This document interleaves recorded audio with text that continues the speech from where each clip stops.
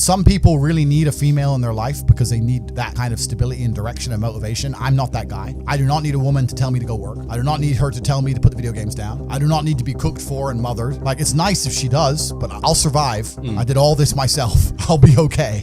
Like, the menial tasks you complete, I can hire somebody to do. It's not a big deal. I absolutely believe in love. I believe in family. I believe having kids is an amazing thing. But does that mean I'm ever going to live the completely traditional, I'm at home, wife says come home? That's never going to happen. That's not who I am as a man. If I have a woman who I love with all my heart and we have children, I'm still going to be out till whenever the fuck I'm out. I might be gone for 2 weeks. I'm out. See you in 2 weeks. And if during those 2 weeks I meet a big BQ, whatever, it is what it is. Doesn't mean I don't love my woman at home. Doesn't mean I'm not going to come back to her. I'm just true to my instinct as a man. I don't think I should apologize for it. I think a lot of people are socially conditioned to apologize for things. That's not me. Society says I should do X. Well, society says I should do a bunch of dumb shit. My kids are broke. They are brokies. Yeah? Yeah, because they ain't going to get the lessons any other way. You know what? It's actually different. So if I had a daughter, my number one concern wouldn't be spoiling her, because I think spoiling a chick isn't even a bad thing, really. I don't think it affects their mentality nearly as much as a man. But the problem with spoiling a woman is if she has too much access to money, a man's going to get hold of it. I've been around, bro. I know. If let's say I had a daughter and she's 18 and she has access to a bunch of money. Her boyfriend, whoever the fuck he is, if he has any game, is going to be in the club on my money, driving her fast car with no insurance. PS5 paid for. You know what I'm saying? She'll be buying him nice presents and shit. So that's what annoys me about the chick. So she can't have any money because I don't want some fucking side dude getting it. Yeah. My son ain't going to get any money because I don't want him losing his hunger. I want him to grow up broke. I want him to go through all the struggles I went through. I want him to suffer. I want him to have that fire. Now, I had some major disadvantages due to the fact that I had absolutely zero access to money. My family was completely broke. So I will give him some advantages. Let's say like when I was a fighter and I was fighting and I couldn't pay the rent. If my son, when he wins his fight, I'll give him a financial bonus myself for winning. But he still has to go win. Yeah. You understand what I'm saying? My kids are not going to be born into any kind of wealthy environment, in any kind of money. When I have children, I probably won't even raise them in a Western country because I think Western countries are soft. Bro, if I have boys, I want them growing up in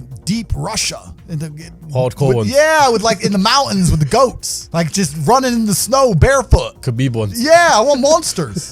That's what I want. I don't see the point in send them to some private school to sit around with a bunch of fucking toffs. Yeah. I don't see that.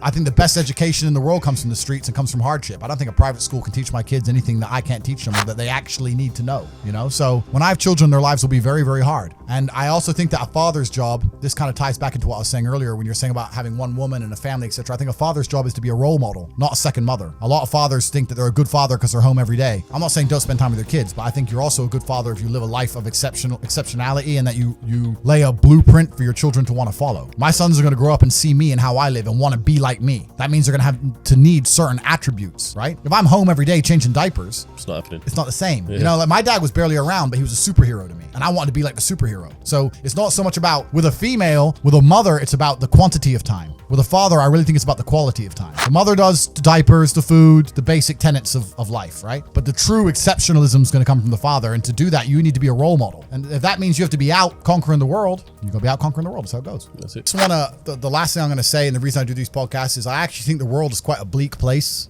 for men nowadays. I think that the societal path they've laid out for most men is a sad one. I think that all men like the idea of conquest and like the idea of being high status and being rich. And they're telling you that you shouldn't be those things and you shouldn't do those things. You should just go to school, get a wife, sit at home, happy wife, happy life. And it's depressing and it's unhappy. And I promise everyone that there is a degree of happiness, but as a man, that happiness comes from freedom. And freedom does require money at some level. And you're going to have to get out there and get paid if you want to be free as an individual. And once you're free, you're going to be happy. So if you resonate with any of the things I said, please don't DM me on Instagram. I get 5,000 DMs an hour. I can't read them. Like I'm trying to find the pussy. Bro, I go in there, I go in the message requests. I'm scroll, chick. Okay, accept, delete. I don't have time to read all that shit, right? But if you're going to join Hustlers University, you can begin to make some money. And if you're actually serious about brotherhood, about working with people, about networking, about understanding how the world really works, if you already have a little bit of money or you're starting to make money and you want to find a way to attribute that towards your freedom, then that's what the War Room's all about. And we'll see you inside of there. So I'm very accessible as a person. You can find your way to me inside of the networks, but don't DM my Insta. You're not going to see it.